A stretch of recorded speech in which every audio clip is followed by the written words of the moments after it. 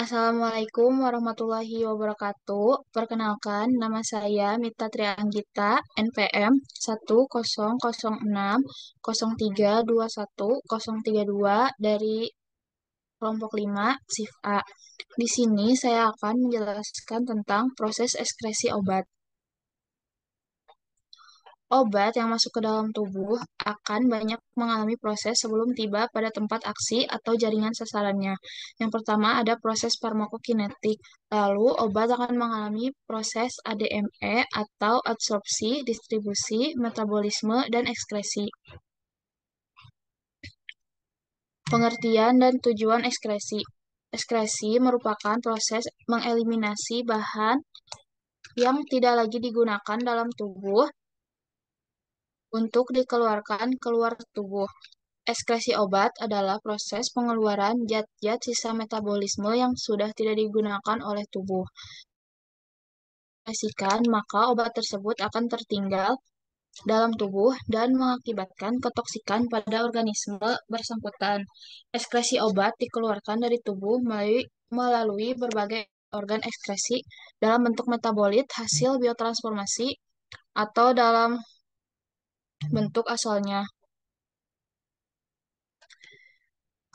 Setelah melalui proses metabolisme, obat termasuk ke dalam produk sisaan berbahaya apabila terus-menerus berada di dalam tubuh.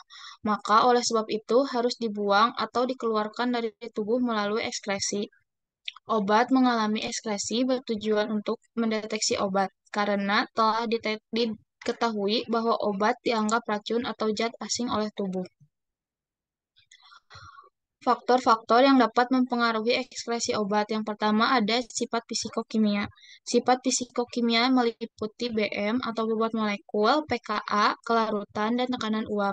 Yang kedua ada pH urin, yang ketiga ada kondisi patologi, yang keempat ada aliran darah, dan yang kelima ada usia. Organ-organ ekskresi obat. Yang pertama ada ginjal dengan urin, yang kedua ada empedu dan usus dengan feses, yang ketiga ada paru-paru dengan udara ekspirasi, dan yang keempat ada kulit dan turunannya. Proses ekskresi dalam tubuh.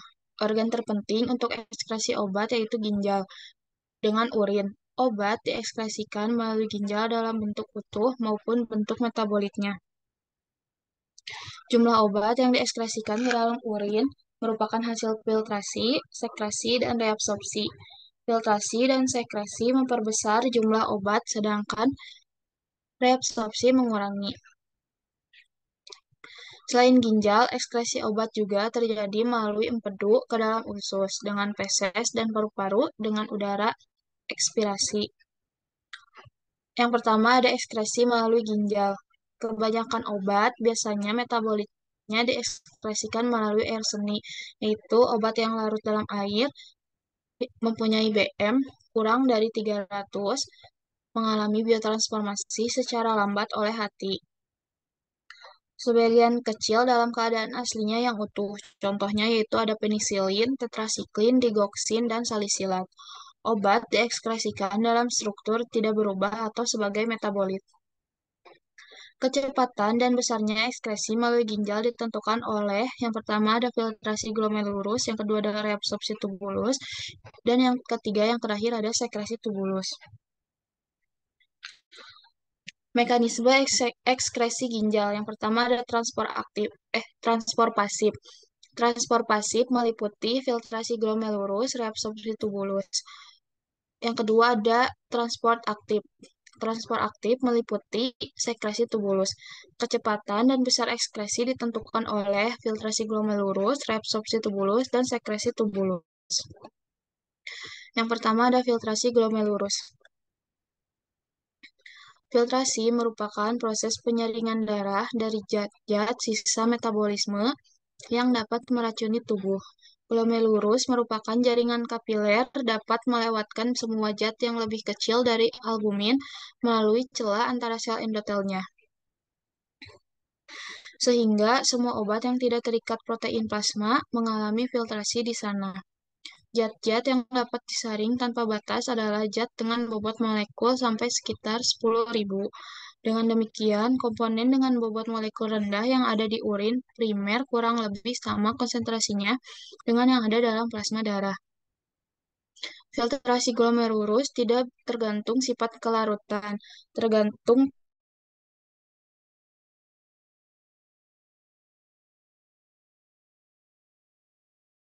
filtrasi glomerulus diukur dengan menggunakan suatu obat yang dieliminasi hanya dengan filtrasi. Contohnya yaitu ada insulin dan kreatinin. Laju filtrasi glomerulus berbanding lurus dengan luas permukaan tubuh dan konsentrasi obat bebas.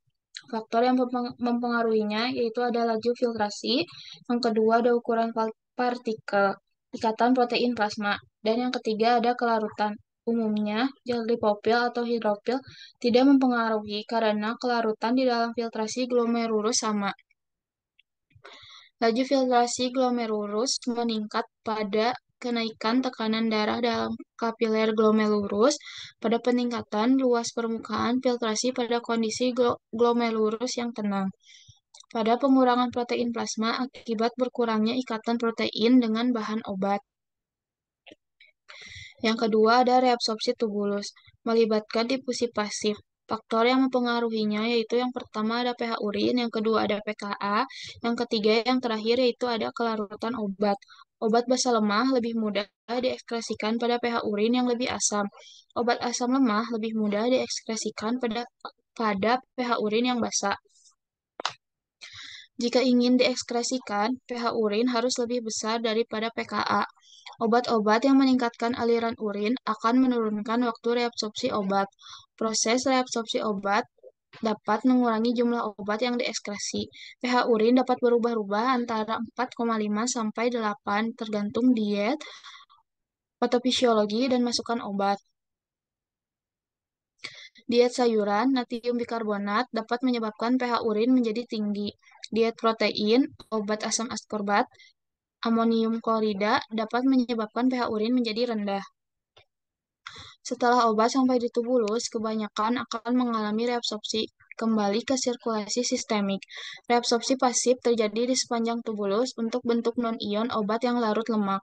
Oleh karena derajat ionisasi bergantung pada pH larutan, maka hal ini dimanfaatkan untuk mempercepat ekskresi ginjal pada keracunan suatu obat asam atau obat basa. Obat-obat yang mempunyai kelarutan dalam lemak yang tinggi akan berdifusi secara pasif masuk melewati sel-sel epitel tubuli sehingga terjadi reabsorpsi obat secara pasif. Yang ketiga ada sekresi tubulus. Filtrasi glomerulus hanya menghasilkan paling banyak 20% dari seluruh obat yang terdapat dalam darah yang bisa mencapai ginjal. Sisanya, 80% akan dikeluarkan ke lumen tubuli oleh suatu mekanisme transport aktif yang bergerak melawan gradien konsentrasi sehingga akan mengurangi jumlah obat dalam plasma sampai nihil. Oleh karena itu, sekresi tubulus ini merupakan eliminasi obat yang paling cepat melalui ginjal. Sekresi tubulus proksimal merupakan proses transport aktif, jadi memerlukan carrier atau pembawa dan energi. Sekresi aktif dari dalam darah ke lumen tubulus proksimal terjadi melalui transporter membran P-glikoprotein atau biasa disebut dengan PGP dan MRP atau biasa disebut dengan multidrug resistant protein yang terdapat di membran sel epitel dengan selektivitas berbeda, yakni MRP untuk anion organik dan konjugat. Contohnya yaitu ada penisilin, dan PGP untuk kation organik dan zat netral. Contohnya yaitu ada quinidin dan digoxin. Sekresi tubulus merupakan sistem yang diperantarai pembawa yang memerlukan energi. Sistem pembawa ada dua. Yang pertama ada sistem untuk asam lemah dan yang kedua ada basa lemah. Laju sekresi tergantung pada aliran plasma ginjal. Aliran plasma ginjal efektif antara 425 sampai dengan 650 mili per menit. Ikatan protein punya efek sangat kecil terhadap waktu paruh eliminasi obat yang disekresi aktif. Melibatkan transfer aktif, ekskresi tergantung dari mekanisme transport masing-masing bahan. Dapat terjadi kompetisi bahan obat dengan mekanisme yang sama. Berikut adalah gambaran proses sekresi tubulus. Ekskresi melalui ginjal akan berkurang jika terdapat gangguan fungsi ginjal. Lain halnya dengan pengurangan fungsi hati yang tidak dapat dihitung, pengurangan fungsi ginjal dapat dihitung berdasarkan pengurangan clearance kreatinin. Dengan demikian, pengurangan dosis obat pada gangguan fungsi ginjal dapat dihitung. Yang kedua, ada ekskresi melalui empedu dan usus. Ekskresi obat yang kedua penting adalah melalui empedu ke dalam usus dan keluar bersama feses. Transporter membran PGP dan MRP terdapat di membran kanalikulus sel hati dan mensekresi aktif obat-obat dan metabolit ke dalam empedu dengan selektivitas berbeda, yakni MRP untuk anion organik dan konjugat, glukuronat dan konjugat lain, dan PGP untuk kation organik, steroid, kolesterol, dan garam empedu. PGP dan MRP juga terdapat di membran sel usus, maka sekresi langsung obat metabolit dari darah ke lumen usus juga terjadi. Obat dan metabolit yang larut lemak dapat direabsorpsi kembali ke dalam tubuh dari lumen usus. Metabolit dalam bentuk glukuronat dapat dipecah dulu oleh enzim glukoronidase yang dihasilkan oleh flora usus menjadi bentuk obat awalnya atau parent compound yang mudah diabsorpsi kembali.